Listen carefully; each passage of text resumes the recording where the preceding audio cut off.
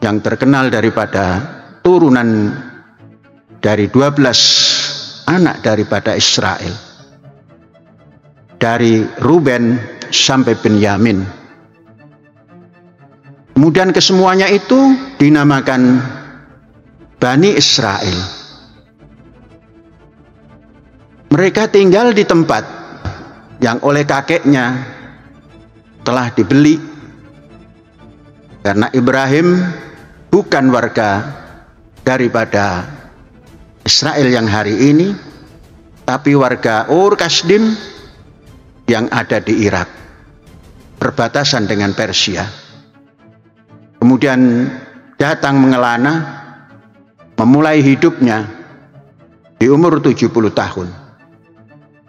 Dan mendapatkan satu tempat yang namanya Kan'an, dan tempat itulah yang diwariskan kepada anak cucunya, khususnya kepada Israel dan anak cucunya, yang kemudian dari situ pula terjadilah tempat Bani Israel, dan semuanya mengaku itu sebagai tempatnya. Saudara-saudara,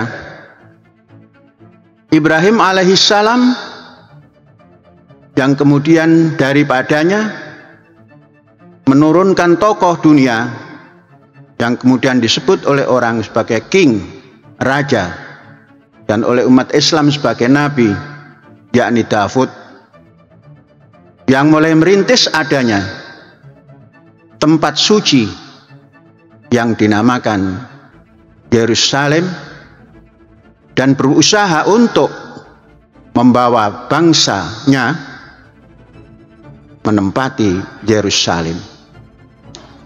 Diawali daripada anak turun Israel, yakni Yakub, yang semuanya mengalami musim yang tidak mendukung, dan semuanya masuk dari Kan'an ke Mesir bergabung dengan Fir'aun. Dari sanalah tumbuh beranak pinak sampai garis turunan Lewi mengeluarkan turunan yang namanya Musa alaihissalam. Musa adalah pendekar yang mampu mengangkat anak buahnya umat Ibrani dan seluruh jajarannya diangkat ke Kan'an. Dari situ Musa sebagai hero akan mengantarkannya ke satu tempat yang kemudian dinamakan Yerusalem. Orang Islam mengatakan Bait al-Muqaddas atau Bait al-Maqdis, tempat suci.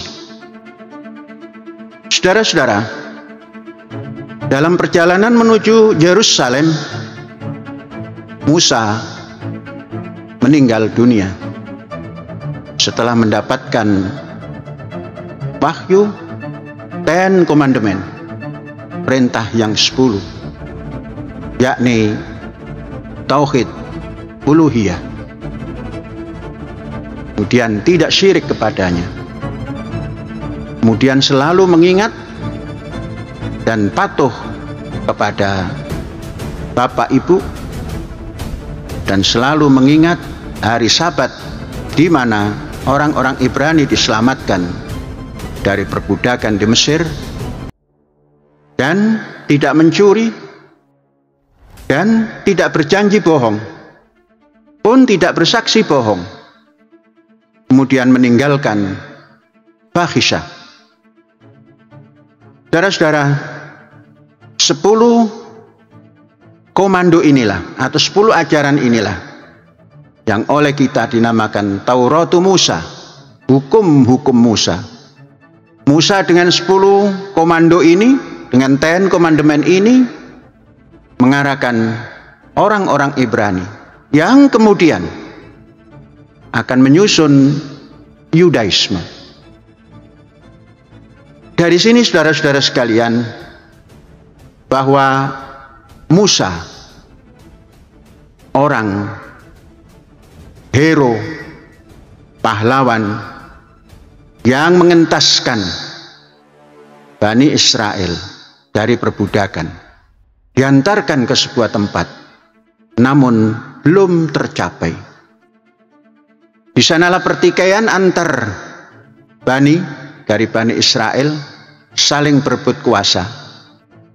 Sampailah datang Daud. Daud tetap memegang Taurat Musa dengan ditambah Zabur. Zabur itu adalah ternim, ungkapan-ungkapan seni, ungkapan-ungkapan sastra yang diiringi oleh nada-nada seperti gitar, mengajak umatnya dengan didendangkan mazmur ataupun zabur. Kita mengenal apa yang dinyanyikan oleh Daud tatkala mengajak umatnya bersatu. Inni matuf wuman naim syafat akhim kamyahat.